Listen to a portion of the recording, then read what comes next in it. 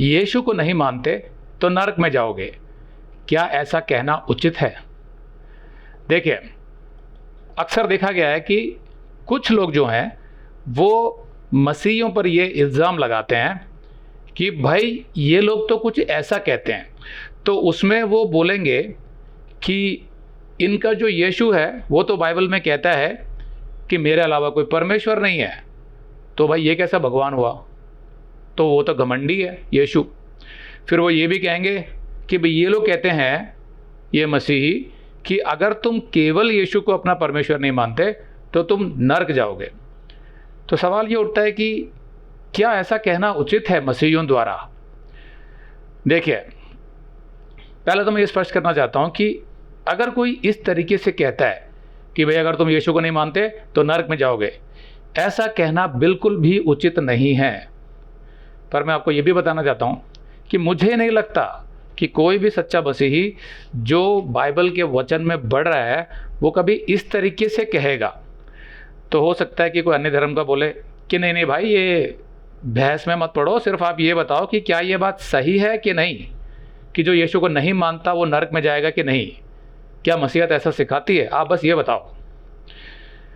भाई साहब, क्या आप यीशु मसीह को अपना उद्धारकर्ता और परमेश्वर मानते हैं? तो वो बोलेगा जाहिर है भाई नहीं मानता, तभी तो ये सवाल पूछ रहा हूँ। तो मेरा जवाब होगा तो फिर आपको क्या फ़र्क पड़ता है इस बात से कि कोई नरक जाएगा कि नहीं, क्योंकि आप तो मानते ही नहीं है कि यीशु परमेश्वर है। फिर उसको ना मानने से कोई नरक कैसे जा सकता आपके हिसाब से? तो हो सकता है कि वो भाई बोले नहीं, मुझे जानना है कि क्या बाइबल ऐसा सिखाती है कि जो यीशु को अपना एकमात्र परमेश्वर स्वीकार नहीं करेगा वो नरक जाएगा। तो मैं बोलूँगा कि भाई मुझे लगता है कि आप बेकार में झगड़ा करना चाहते हैं।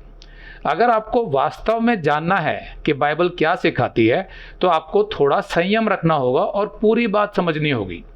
अगर आप संयम के साथ नहीं सुनना चाहते तो मैं समझूंगा कि आप सच्चाई नहीं जानना चाहते, बस झगड़ा करना चाहते हैं। मैं आपको यकीन दिलाता हूं कि अगर आप मसीहत की सच्चाई जान जाएंगे तो आप ना इस तरह के आरोप लगाएंगे और ना कोई झगड़ा करेंगे। तो सबसे पहले तो मैं आपको ये स्पष्ट कर देना चाहता हूं कि जब हम मसीहत की बात करते हैं तो हम उस मसीहत की बात नहीं करते हैं जिसको लोग इस देश में या विश्व भर में मसीहत समझते हैं। जैसे कि आपने कुछ जगहों पर ये देखा होगा, मैं आपको कुछ चित्र दिखाता हूँ। ये जितने भी चित्र आप देख रहे हैं, इसको हमारे देश में भी और विश्व में ज़्यादातर लोग इसको क्रिश्चियनिटी यानी मसीहत समझते हैं। लेकिन मैं आपको बताना चाहता हूँ कि ये वास्तविक मसीहत नहीं है, ये सच्ची मसीहत नहीं है, क्योंकि ये लोग बाइबल के आधार पर नहीं चलते हैं। तो ये बाइबल के आधार पर चलने वाली वो सच्ची मसीहत नहीं है जिसकी स्थापना यीशु मसीह ने की थी। ये जो धर्म है इसको रोमन कैथोलिक धर्म बोला जाता है, और रोमन कैथोलिक चर्च वो हैं जिन्होंने अपने ही बहुत से रीति रिवाज और अपनी ही शिक्षाएं निकाल ली हैं जो बाइबल के बिल्कुल विरोध में है। उदाहरण के लिए बाइबल मूर्ति पूजा के लिए मना करता है, उसको पाप कहता है। लेकिन इन चर्चों में आपने देखा होगा कि जैसे मैंने चित्र दिखाया कि उसमें यीशु मसीह की और मरियम की और दूसरे बहुत से सेंट्स की मूर्तियां होती हैं। तो मैं रोमन कैथोलिक धर्म की बात नहीं कर रहा हूं जब मैं आपका प्रश्न का उत्तर दे रहा हूं। मैं बात कर रहा हूं परमेश्वर के वचन बाइबल के आधार पर चलने वाली सच्ची मसीहत, उसकी बात कर रहा हूं मैं। उस मसीहत के हिसाब से मैं आपके सवाल का जवाब देने की कोशिश करूंगा। तो सबसे पहले मैं आपको बताना चाहता हूं कि ये आपसे पूछना चाहता हूँ कि मान लो हम सभी भगवानों को, सभी ईश्वरों को, सभी देवी देवताओं को एक तरफ रख देते हैं, सबको, और ये सवाल उठाते हैं कि क्या हमारा कोई सृष्टिकर्ता है जिसने हमें सृजा है और पूरी पृथ्वी को, पूरी सृष्टि को, पूरे यूनिवर्स को, जितना कुछ भी आप देखते हैं, सूरज चाँद सितारे, पेड़ पौधे, जानवर, ये सारी चीज़ें जितने भी आप देखते हैं, क्या इनको सृजने वाला कोई क्रिएटर है? क्या आप ऐसा मानते हैं? अगर आप मानते हैं तो हम आगे बढ़ सकते हैं, क्योंकि अगर आप नहीं मानते हैं तो फिर आगे बढ़ के भी कोई फ़ायदा नहीं है। तो चलो मैं मान लेता हूं कि आप भी मानते हैं कि एक ऐसा सृष्टिकर्ता है जिसने सब कुछ सृजा है। अब उसके आगे जो मैं बताने जा रहा हूं उसको आप ध्यान से सुनिए। अगर मैं आपसे पूछूं कि वो जो सृष्टिकर्ता है उसको हम अगर परमेश्वर बोलें तो क्या उस परमेश्वर में किसी प्रकार का कोई पाप होना चाहिए? तो आप बोलेंगे पाप तो नहीं होना चाहिए। हाँ, बिल्कुल सही बात है, क्योंकि परमेश्वर जो है वो तो पवित्र होना चाहिए, तभी तो वो परमेश्वर है। तो पाप क्या होते हैं? पाप कुछ भी हो सकता है, छोटा सा झूठ आप बोलते हैं वो भी पाप है, किसी तरह की छोटी सी बेईमानी करते हैं, कोई बहाना बनाते हैं, नशा करते हैं और गंदे अश्लील वीडियो देखते हैं, व्यभिचार करते हैं, रिश्वत देते या लेते हैं, या किसी को गाली देते हैं, बुरी भाषा का प्रयोग करते हैं, ईर्ष्या करते हैं, किसी से नफ़रत करते हैं, बेकार में झगड़ा करते हैं, इस तरह की बहुत सारी चीज़ें हैं। और बड़े बड़े पापों में अगर आप देखें तो हत्या होती है, चोरी होता है, बलात्कार होता है, इस तरह के बहुत से पाप होते हैं। तो अगर हम बात करें परमेश्वर की, तो ये बात स्पष्ट है और आप भी सहमत हैं इस बात से कि परमेश्वर में ऐसी कोई बुराई नहीं होनी चाहिए, क्योंकि अगर उसमें कोई बुराई है तो उसमें और मनुष्य में कोई अंतर ही नहीं रहेगा, फिर वो परमेश्वर कहलाने के योग्य भी नहीं होगा। क्योंकि परमेश्वर जो हमारे जहन में, हमारे हृदय में है, वो हर रीति से पवित्र होना चाहिए, उसके अंदर कोई कमी नहीं होनी चाहिए, कोई बुराई नहीं होनी चाहिए, तभी तो हम उसको परमेश्वर का दर्जा दे सकते हैं, वरना कैसे देंगे। तो मैं उम्मीद करता हूँ कि आप इस बात से सहमत हैं। तो हो सकता है कि वो भाई बोले कि हाँ मैं सहमत हूँ इस बात से कि परमेश्वर पवित्र है, आप क्या कहना चाहते हैं। तो मैं समझाऊंगा कि परमेश्वर तो पवित्र है, लेकिन क्या मनुष्य ये दावा कर सकता है कि वो पवित्र है? क्या आप ये दावा कर सकते हैं कि आप पवित्र हैं?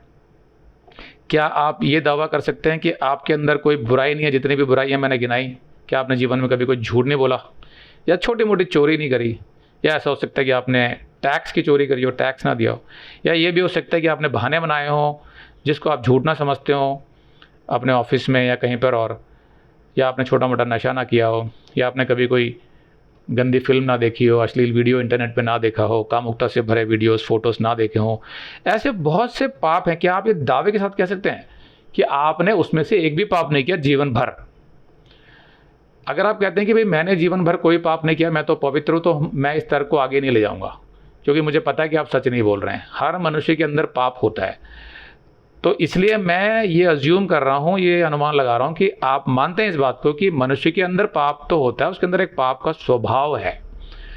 तो इसी तर्क के आधार पर मैं आगे चलता हूँ। परमेश्वर आपने माना कि पवित्र है, मनुष्य जिसमें नाना प्रकार के पाप हैं वो पवित्र नहीं है। तो मैं आपको समझाना चाहता हूँ, यहाँ से बाइबल की शिक्षा शुरू होती है। वो ये कहती है कि जो परमेश्वर है वो पवित्र है, मनुष्य जो है उसके अंदर जन्म से ही पाप का स्वभाव होता है, जो एक छोटे बच्चे में भी दिखाई देता है। अगर आप उसकी मासूमियत को एक तरफ रखकर ध्यान से उसकी नेचर, उसकी प्रकृति को देखेंगे, उसका अध्ययन करेंगे, तो आप पाएंगे कि उसमें भी जिद है, अहंकार है, ईगो है, बहुत सारा क्रोध है, लालच है, ईर्ष्या है, स्वार्थ है, सब कुछ दिखाई देगा उसके अंदर। छोटे बच्चे में भी, जो अभी 1 साल का या 6 महीने का या 1.5 साल का, उसमें भी दिखाई देगा। वो तो वो मासूम होते हैं तो हम उस तरफ ध्यान नहीं देते हैं, लेकिन उनके अंदर भी होता है। उस पाप की वजह से जैसे जैसे वो बड़ा होता जाता है, उसके पाप बढ़ते जाते हैं और वो पाप दिखने लगते हैं। इसी पाप की वजह से बाइबल सिखाती है कि परमेश्वर मनुष्य से अपना संबंध नहीं रख सकता, कोई संबंध, कोई रिश्ता नहीं जोड़ सकता। वो क्यों? क्योंकि परमेश्वर में कोई पाप नहीं है और वो पाप से घृणा करता है। बाइबल ये भी सिखाती है कि वो पापी से घृणा नहीं करता, क्योंकि मनुष्य तो पापी होता ही है और मनुष्य को तो उसी ने सृजा है। तो वो पापी से घृणा नहीं करता, लेकिन पाप से करता है। वो किसी तरह पाप को ख़त्म करना चाहता है मनुष्य के अंदर से। तो जब तक वो नहीं होता तब तक वो कहता है बाइबल का परमेश्वर कि भाई मैं तुमसे संबंध नहीं बना सकता, तुमसे रिश्ता नहीं बना सकता। अब हो सकता है कि अन्य धर्म कुछ और सिखाते हों, हो सकता है कि वो ये सिखाते हों कि भाई ऐसे बहुत से रीति रिवाज हैं, पूजा अर्चना है, धर्म क्रियाएं हैं, जिसके आधार पर आप परमेश्वर को प्रसन्न कर सकते हो, भले ही आपके अंदर कितने भी पाप हों। हो सकता है कोई धर्म ऐसा सिखाता हो, लेकिन मसीहत कहती है कि परमेश्वर ना तो कोई रीति रिवाज देखता है, ना कोई धर्म क्रियाएं देखता है, ना वो ये देखता है कि आप कितनी उपासना कर रहे हैं, कितनी भक्ति कर रहे हैं। वो सिर्फ एक ही चीज़ देखता है, क्या आपके अंदर पाप हैं, क्या आपके हृदय में पाप है। वो एक ही चीज़ देखता है। अगर है तो वो रिश्ता नहीं बनाता, क्योंकि वो कहता है मैं पवित्र हूँ, मेरे अंदर पाप नहीं है, इसलिए मैं पाप से संगति नहीं कर सकता। वो मेरे अंदर है ही नहीं, वो बुराई मेरे अंदर है ही नहीं, इसलिए मैं संगति नहीं कर सकता। यहाँ से बाइबल शुरू होती है। तो मनुष्य के जहन में ये सवाल आएगा कि हे पवित्र परमेश्वर, मैं तुझसे अपना रिश्ता कैसे बनाऊं, क्योंकि मेरे अंदर तो पाप है और हर मनुष्य के अंदर होता है, और वो तो बचपन से ही है, मेरे पैदा होते ही मेरे अंदर पाप है। तो इसका इलाज क्या है? तो यहाँ से परमेश्वर सिखाता है कि देखो तुम्हारे पास इसका कोई इलाज नहीं है, क्योंकि तुम्हारे पास पाप का स्वभाव होने की वजह से जो कुछ भी तुम सोचोगे, भले तुम इलाज सोच रहे हो या कोई रास्ता सोच रहे हो मुझसे जुड़ने का, उस सोच में भी पाप होगा, स्वार्थ होगा, लालच होगा। इसलिए तुमसे रिश्ता जोड़ने के लिए मुझे ही कोई प्रबंध करना पड़ेगा। तो मनुष्य बोलता है क्या प्रबंध है वो? कहता वो प्रबंध तुम्हारी भलाई के लिए है और इसलिए है कि तुम मुझसे रिश्ता जोड़ सको। तो अब जिस मनुष्य को तो रिश्ता जोड़ना होगा परमेश्वर से, वो तो इस बात को समझेगा कि भाई ये नारियल चढ़ाकर या रीति रिवाज कर या पूजा करके या मोमबत्ती जला के चर्च में जाके या किसी छत में खड़े होकर बुलाते हैं हम जो ईश्वर को, उससे कुछ नहीं होने वाला है। जो इस बात को समझेगा कि भाई मेरे अंदर तो पाप है और परमेश्वर कह रहा है तुम्हारे पाप की वजह से मैं तुमसे रिश्ता नहीं बना सकता हूँ, इसका समाधान करना पड़ेगा। तो जो सच्चे मन से ढूंढ रहा होगा ना परमेश्वर को, वो समझ जाएगा इस बात को। तो भाई साहब, आप अगर सच्चे मन से अभी नहीं ढूंढ रहे हैं तो आप नहीं समझेंगे इस बात को। आप कहेंगे नहीं भाई दूसरे तरीके भी होते हैं, लेकिन बाइबल के बारे में बता रहा हूँ ना मैं। तो आपने जो सवाल पूछा है वो बाइबल से संबंधित है, उसके आधार पर बता रहा हूँ मैं कि वो परमेश्वर बाइबल में एक ही बात कहता है, मेरे अंदर पाप नहीं है, तुम्हारे अंदर पाप है, इसलिए मैं तुमसे रिश्ता नहीं जोड़ सकता हूँ। तो भले ही वो मनुष्य कितना भी बोले जी मैं तो दिन रात आपकी उपासना करता हूँ, भक्ति करता हूँ, प्रार्थना करता हूँ, परमेश्वर कहता है नहीं मैं तुम्हारा हृदय जानता हूँ, उस हृदय में पाप है। समझ रहे हो आप? तो इसकी वजह से परमेश्वर ने बोला एक ही रास्ता है, तुम्हारे सारे पापों को क्षमा मिलनी चाहिए। तो मनुष्य कहता है कैसे मिलेगी क्षमा? तो परमेश्वर उसे समझाता है कि पहले तो तुम्हें यह स्वीकार करना पड़ेगा, अंगीकार करना पड़ेगा कि मैं पापी हूँ और मैंने तेरे विरुद्ध बहुत पाप किए हैं परमेश्वर, लेकिन मैं इन पापों से दूर होना चाहता हूँ। मतलब मैं एक ऐसा जीवन जीना चाहता हूँ जिसमें कोई पाप ना हो, और मैं तेरे बताए हुए रास्ते पर चलना चाहता हूँ ताकि तेरे से मेरा संबंध जुड़ सके। अब परमेश्वर से संबंध कौन जोड़ना चाहता है? जो वास्तव में परमेश्वर को जानता है कि वो कौन है। जो जानता ही नहीं है कि परमेश्वर वास्तव में कौन है, वो क्या संबंध जुड़ेगा? इसलिए जिस मनुष्य के अंदर पहले ये खो जाती है कि हाँ मुझे जानना है कि ये सृष्टिकर्ता परमेश्वर है कौन, क्योंकि धर्म तो बहुत सारे हैं और बाइबल जैसी दूसरी किताबें भी हैं, लेकिन ये सृष्टिकर्ता परमेश्वर जिसने मुझे रचा है वो कौन है? जिसके मन में ये सोच आती है सच्चे मन से, वो ढूंढना भी शुरू कर देता है। और जाहिर सी बात है कि ये मनुष्य के लिए ये संभव नहीं है कि संसार में हजारों ग्रंथ हैं, हजारों धर्म हैं, हजारों किताबें हैं, सब कुछ पढ़ने के बाद वो तय करे कि भाई सच्चा परमेश्वर कौन है। लेकिन जो सच्चे परमेश्वर को खोज रहा होता है ना, उसके मन से एक प्रार्थना भी निकलती है कि परमेश्वर तू कौन है, मैं जानना चाहता हूँ तेरे बारे में, क्योंकि तूने मुझे बनाया है तो तेरा उद्देश्य क्या है। मैं तो अपने जीवन के लिए जी रहा हूँ, तो मुझे जानना है कि तू कौन है।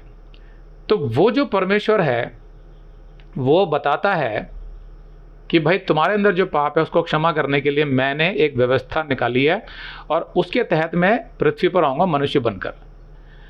जब मैं पृथ्वी पर आऊँगा मनुष्य बनकर, तो मैं तुम्हारे सभी पापों का दंड अपने ऊपर लेकर भुगत लूँगा। तो मनुष्य पूछेगा कि लेकिन आप हमारे पापों का दंड क्यों भुगतेंगे? वो तो हमें भुगतना चाहिए। तो परमेश्वर उसे समझाता है बाइबल में कि देखो पाप का जो दंड मैंने निश्चित किया हुआ है वो है नरक।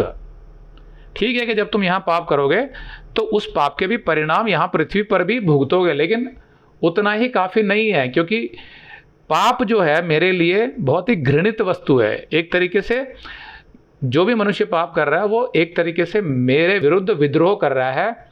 एक तरीके से वो ये कह रहा है कि मैं तुम्हारा शत्रु हूँ। मनुष्य भले ही अपने आप को संतुष्ट कर ले धार्मिक रीति रिवाज करके जो मर्जी करना हो, लेकिन जब वो मेरी आज्ञाओं पे नहीं चलता और वो पाप करता है, चाहे वो छोटा सा झूठी क्यों नहीं बोल रहा, बुरी भाषा का इस्तेमाल क्यों ना कर रहा हो, किसी को बेकार में उसने मार दिया, पीट दिया, ये सब जो वो कर रहा होता है, तो वो यही कह रहा होता है एक तरीके से कि परमेश्वर मैं तेरी आज्ञाओं पे नहीं चलना चाहता, तू पवित्र परमेश्वर है, मैं अपने हिसाब से चलना चाहता हूँ। वो यही कह रहा होता है। तो वो एक मेरा शत्रु होता है वो एक तरीके से। भले ही वो कहे कि नहीं मैं आपका शत्रु तो नहीं हूँ, मैं तो रोज़ मंदिर जाता हूँ, मस्जिद जाता हूँ, चर्च जाता हूँ, गुरुद्वारे जाता हूँ। वो परमेश्वर बोलेगा नहीं, तुम मेरी आज्ञाओं पर नहीं चलना चाहते हो। ये साबित करता है कि तुम्हारा जो हृदय है वो विद्रोही है, वो मेरा शत्रु है। तो ऐसी अवस्था में मैं तुमसे रिश्ता नहीं बना सकता। तो जो मनुष्य स्वीकार करता है कि हाँ मैंने पाप किए हैं, वो परमेश्वर से बोलेगा ठीक है परमेश्वर मैं समझ गया। वो नम्र हो जाता है। वो कहता है कि परमेश्वर मुझे ऐसा मार्ग दिखा कि जहाँ पर पाप ना हो और मैं तेरे से अपना संबंध हमेशा के लिए जोड़ के रखूँ, क्योंकि मुझे पता है कि जब मेरी मृत्यु होगी तो मुझे तेरे सामने खड़ा होना है। जो भी तूने निर्णय लिया होगा मेरा, उसी को मुझे भुगतना पड़ेगा उस समय तक। क्यों ना मैं अभी से तुझसे जुड़ जाऊँ, ताकि मैं सही रास्ते पर ही चलता रहूँ और मृत्यु के बाद मैं तेरे पास पहुँच सकूँ, जो मुझे पता है कि स्वर्ग है। तो परमेश्वर कहता है कि उसका एक ही समाधान है, जब मैं मनुष्य बन के आऊँ तो मैं तुम्हारे लिए बलिदान दूंगा। और वो यीशु मसीह था जो आज से 2000 साल पहले आया और उसने बलिदान दिया। तो यीशु मसीह ने क्या किया? उसने कोई धर्म बनाया? नहीं। क्यों? क्योंकि परमेश्वर का कोई धर्म नहीं होता। जब सारे मनुष्यों को उसने ही बनाया है तो उसके लिए वो अलग अलग धर्म क्यों बांटेगा? सारे धर्म बाइबल के आधार पर अगर आप देखें, जो बाइबल की शिक्षाएं हैं उससे आप समझ जाएंगे कि सारे धर्म मनुष्यों द्वारा बनाए गए हैं और जो शिक्षाएं हैं वो भी परमेश्वर की ओर से नहीं है। क्योंकि परमेश्वर तो कोई धर्म रीति रिवाज बनाएगा नहीं ना, उसके साथ संबंध जोड़ने के लिए तो वो सिर्फ आपका हृदय देख रहा है। हृदय में पाप है, उसकी क्षमा पाकर आप पवित्र जीवन जब जीना चाहेंगे तो वो समझ जाएगा कि हाँ, अब ये बच्चा मुझसे जुड़ना चाहता है। तो फिर सवाल ये उठता है कि वो तो न्याय करने वाला परमेश्वर है ना, परमेश्वर अन्यायी तो हो नहीं सकता। अगर कोई भी पाप करता है, उसके कानून को तोड़ता है, तो उसको दंडित किया जाना चाहिए, और वो दंड उसने जो नियुक्त किया है वो नरक है।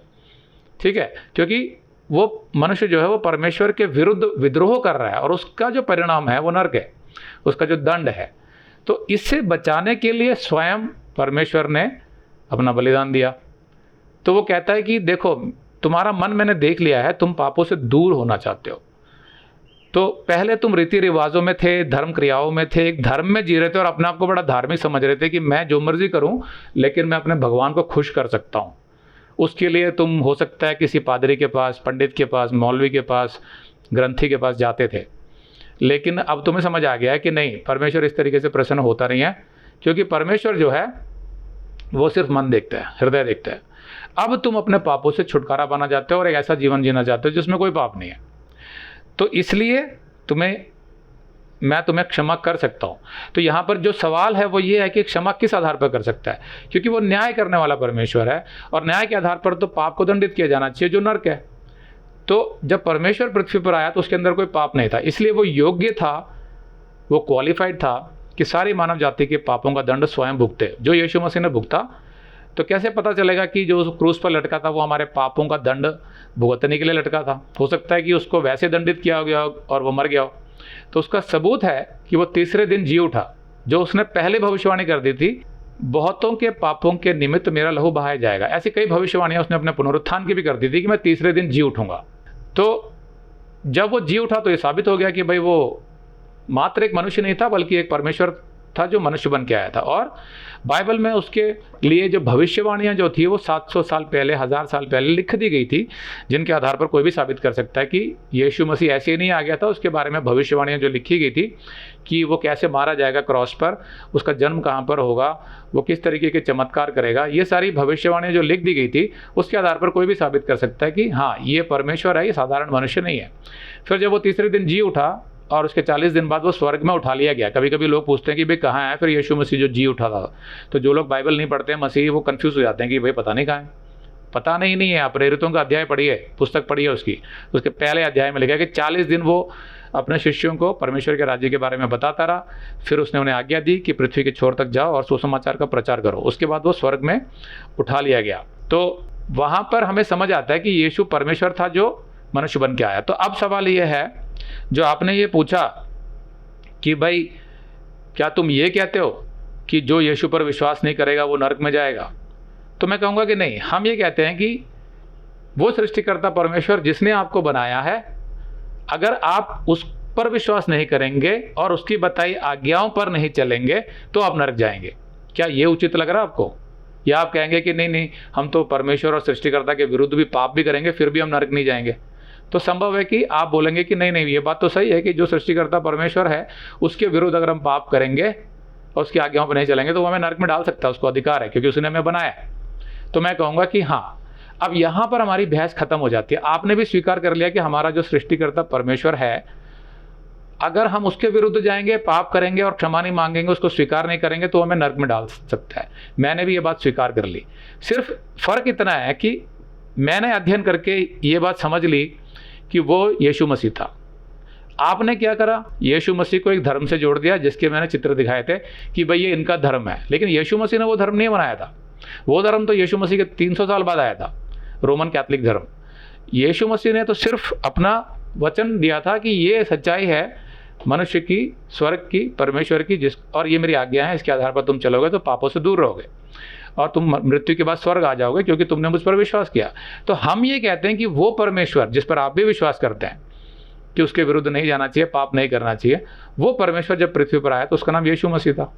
अब ये आपके ऊपर है कि आप ये समझें कि क्या वो यीशु मसीह था या नहीं था। ये अध्ययन तो आपको करना है, ये अनुसंधान, ये रिसर्च तो आपको करनी है। अगर आप अपने धर्म, अपने देवी देवताओं और भगवानों को मानते हैं तो ये जो मैंने समझाया कि पापों की क्षमा के लिए क्या करना होता है मनुष्य को, और परमेश्वर ने क्या व्यवस्था ठहराई, ऐसी कोई व्यवस्था आपके धर्म में है क्या? क्या ऐसी कोई बात सिखाई जाती है आपके धर्म में कि मनुष्य पापों से कैसे दूर हो सकता है और जीवन भर कैसे पापों से दूर रह सकता है? तो यहाँ पर परमेश्वर क्या कहता है कि जब तुमने ये स्वीकार कर लिया कि तुम पापी हो और तुम्हें पापों से दूर होना है, तो मैंने तुम्हारा मन पढ़ लिया कि तुम सच बोल रहे हो, तुम्हारे पापों का दंड मैं भुगत चुका हूँ, तुमने मेरे उस बलिदान को भी स्वीकार कर लिया, तो अब मैं क्या कर रहा हूँ, मुझे पता है तुम्हारे अंदर पाप का स्वभाव है, तुमसे फिर गलती हो सकती है, पाप हो सकते हैं। उन पापों से दूर रखने के लिए मैं तुम्हें अपना आत्मा, जिसको पवित्र आत्मा बोलते हैं, वो पवित्र आत्मा मैं तुम्हारे अंदर डाल दूंगा स्थायी रूप से, परमानेंटली। वो पवित्र आत्मा जो परमेश्वर है, यानी मेरा आत्मा है, वो तुमसे रोज़ बात करेगा, तुम्हें ऐसी बुद्धि, ऐसा ज्ञान देगा जो संसार की बुद्धि और ज्ञान से बिल्कुल हटकर होगा। क्योंकि संसार की बुद्धि और ज्ञान में पाप होता है, लोभ होता है, स्वार्थ होता है, झूठ होता है, बेईमानी होती है, भ्रष्टाचार होता है।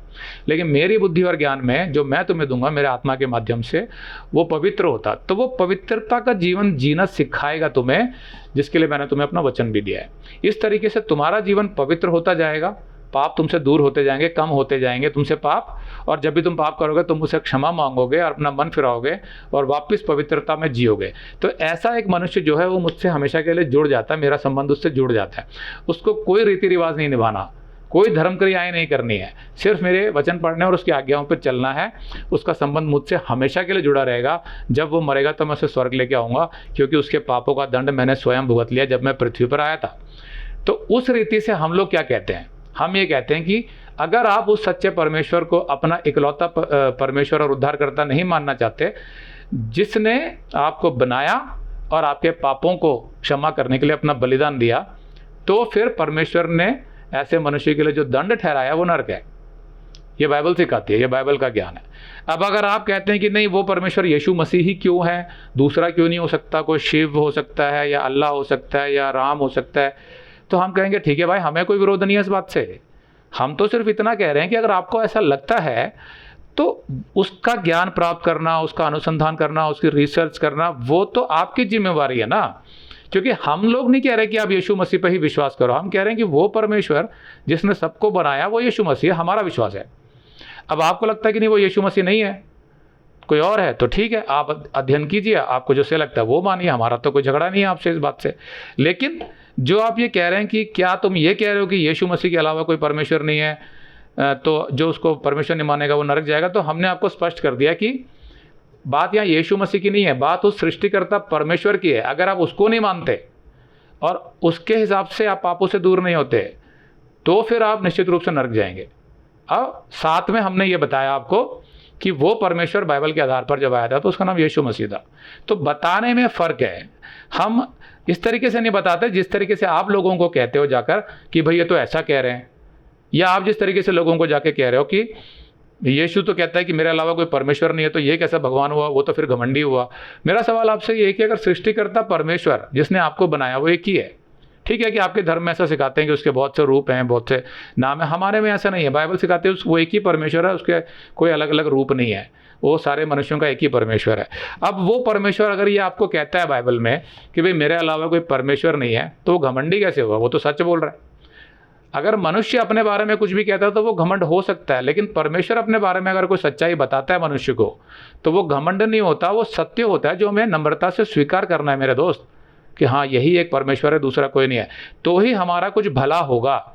अगर आप इस बात को समझेंगे तो फिर आपको ये समझ में आ जाएगा कि क्यों बाइबल ये सिखाती है कि यीशु मसीह के अलावा दूसरा कोई मार्ग नहीं है स्वर्ग जाने का, क्योंकि बाइबल ये भी सिखाती है कि उसके अलावा कोई परमेश्वर नहीं है। और आपको मैंने ये साबित कर दिया कि सृष्टिकर्ता परमेश्वर को मानते हैं हम लोग।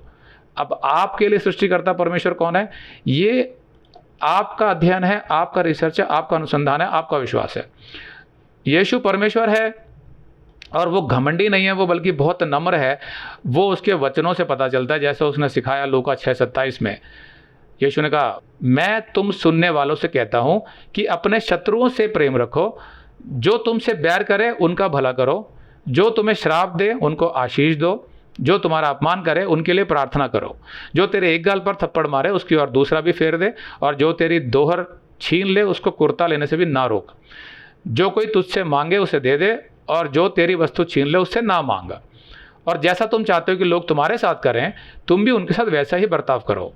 यदि तुम अपने प्रेम रखने वालों के साथ प्रेम रखो तो तुम्हारी क्या बड़ाई, क्योंकि पापी भी अपने प्रेम रखने वालों के साथ प्रेम करते हैं।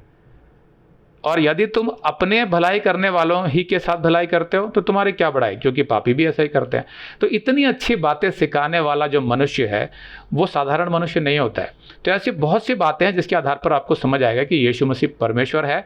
और हम लोगों का जो संदेश है वो किसी को डराने का, धमकाने का नहीं होता है, या अहंकार दिखाने का नहीं होता है। हमारा जो उद्देश्य, हमारा जो संदेश है वो बिल्कुल नम्रतापूर्वक हम समझाते हैं कि मनुष्य का रिश्ता उसके सृष्टिकर्ता परमेश्वर से जुड़ना आवश्यक है। और वो अगर अपने सृष्टिकर्ता परमेश्वर को स्वीकार नहीं करता अपने मरते दम तक और अपने ही पापों में जीता है, तो वो मृत्यु के बाद स्वर्ग में नहीं पहुंच सकता। ये हमारा संदेश है। साथ में हम यीशु मसीह के प्रेम के बारे में भी आपको बताते हैं कि उसने आपके लिए तो बलिदान दिया है, वो आपसे बहुत प्रेम करता है, आपको पापों से दूर करना चाहता है, आपको एक अच्छा पवित्र जीवन देना चाहता है, और उसमें इतना सामर्थ्य है कि वो आपके जीवन को अच्छे से संभाल सके। तो आपको कभी भयभीत नहीं होना पड़ेगा।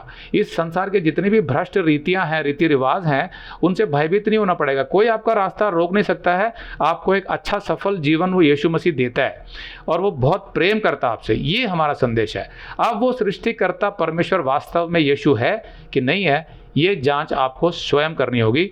तो आपको अपने प्रश्न का संतुष्टिपूर्वक उत्तर मिल जाएगा। आमीन।